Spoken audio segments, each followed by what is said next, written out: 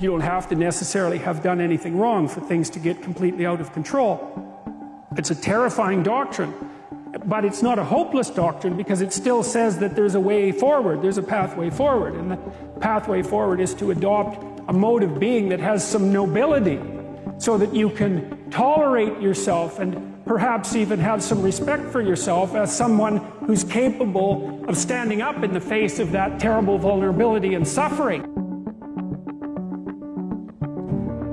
Well, certainly by the avoidance of deceit, particularly in language, but also by the adoption of responsibility for the conditions of existence and some attempt on your part to actually rectify them. You know, if you take people and you expose them voluntarily to things that they are avoiding and are afraid of, you know, that they know they need to overcome in order to meet their goals, their self-defined goals. If you can teach people to stand up in the face of the things they're afraid of, they get stronger. Success is not rocket science. You go and find the thing that you don't know, learn the thing you don't know, and do the thing you haven't been doing, and get the life you say you want. All I wanted was unfamiliar. But you have to understand that most people don't invite in unfamiliar because people are more committed. People are more committed to a familiar discomfort than they are to an unfamiliar new possibility. The key words are familiar and unfamiliar. See, we want to have a new experience while having some of the same behaviors because they're familiar to us. They're familiar. Some of them not even comfortable. People in relationships are not even comfortable. It's just familiar. People are still at jobs that aren't even comfortable. They're just familiar.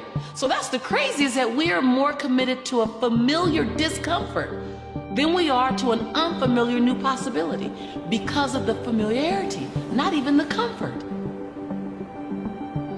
To give people a vision of themselves beyond their mental conditioning and their circumstances, to let them know that they have greatness within them. But Han, greatness, it's not our destiny. It's a choice that you have to make every day.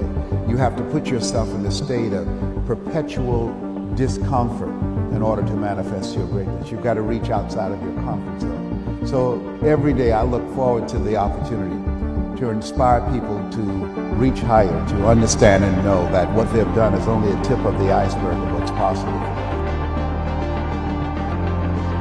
Well, I think a fair bit of that's probably to be found in, you can find it in shame, you can find it in guilt, you can find it in conscience, you can find it in anger, you can find it in interest and engagement and beauty. There's lots of pathways. If you're angry about something in the world, well, it's speaking to you in a moral sense. This shouldn't be that way. Well, maybe you're the person who should do something about it in some manner. Maybe it'll take your whole life to figure out how to do that.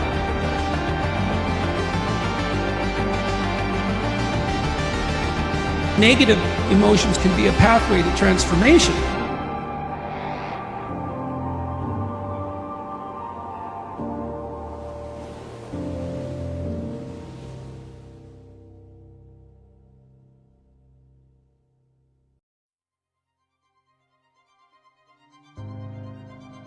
I'm not trying to romanticize them. They can crush you completely and leave you with nothing, for sure.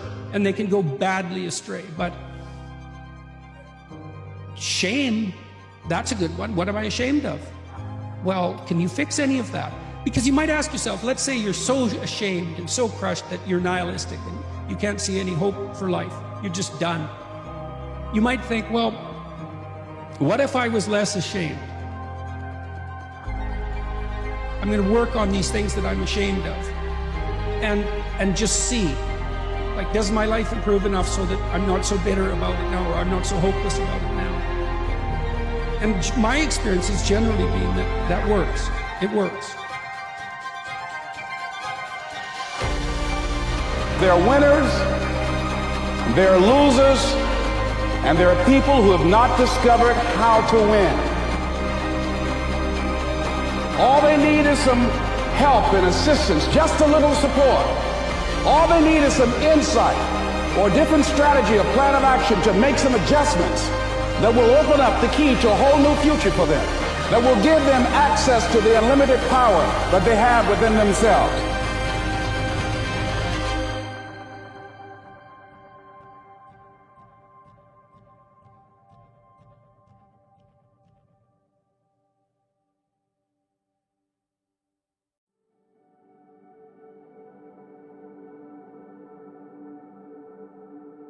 If we do not do what we cannot do, there's no issue.